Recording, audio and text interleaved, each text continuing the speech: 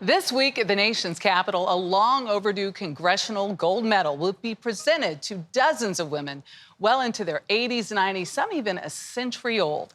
The award is going to the surviving workers of World War II. There were some 6 million women in all who performed an exceptional service and earned a nickname that's lasted generations. And we did it as fast as we could, but I imagine it took, I'm sure, half a day to do a whole side. At the age of 99, Susan King still wields a rivet gun like she did building warplanes at Baltimore's Eastern Aircraft Factory.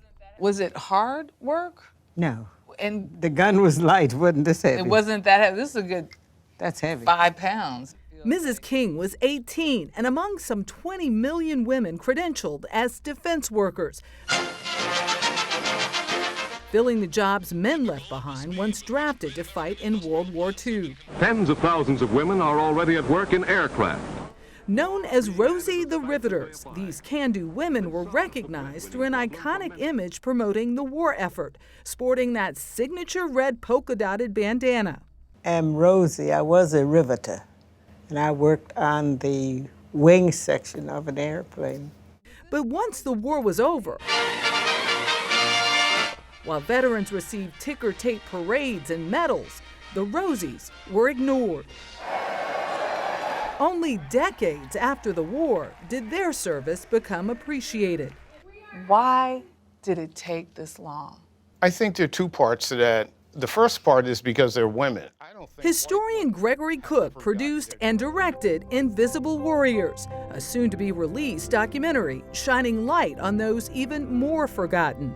I don't think white women have ever gotten their just due as Rosies for the work they did during World War II. And then we go into black women. Mrs. King is the only black woman I've met who understood her role and significance as a Rosie. Most of these women have gone to their graves, including my mother, not understanding her historic significance.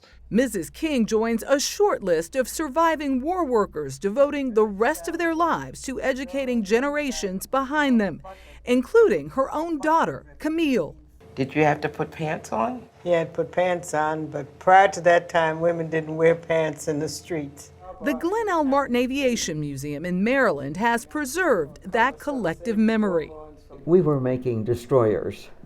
Along with another sacred site in Richmond, California, where 98-year-olds Marion Souze and Jean Gibson regularly hold court at the Rosie the Riveter National Historic Park, which sits on the shoreline where battleships were once made. You know, we lived in a time of history that is past, and it was a good time to live. People trusted one another, and everybody worked together to get that war over with. I mean, everybody did something. For her, it was a family effort. My 2 sisters were welders, and my mother was the spray painter. Her sister pushed to recognize the Rosies, resulting in an invitation to the White House in 2014 after then Vice President Biden got a letter from her.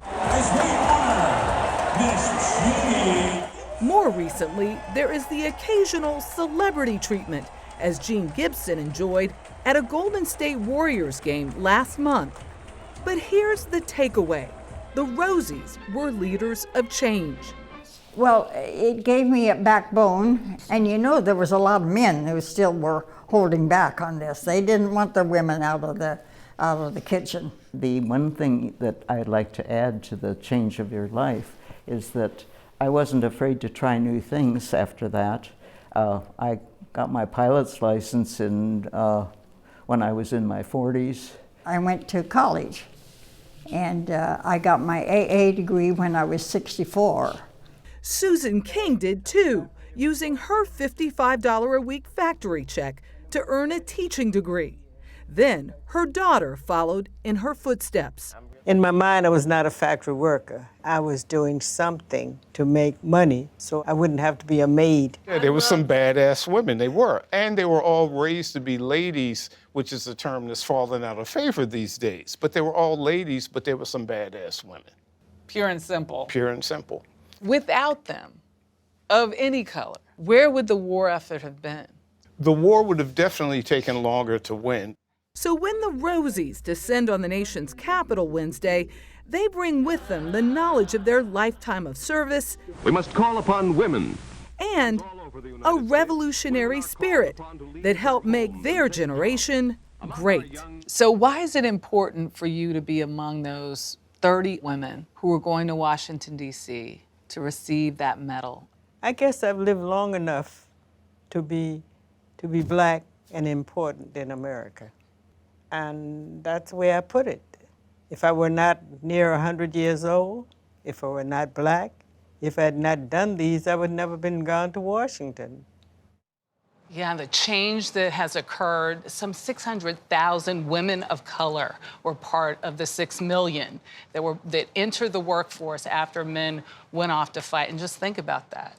Think about everything that they did. It's also, as they point out, and as you point out in the piece, it's the change that also sparked for women in let me go to college and get other jobs. Get my pilot's license. Yeah, really incredible. Great story.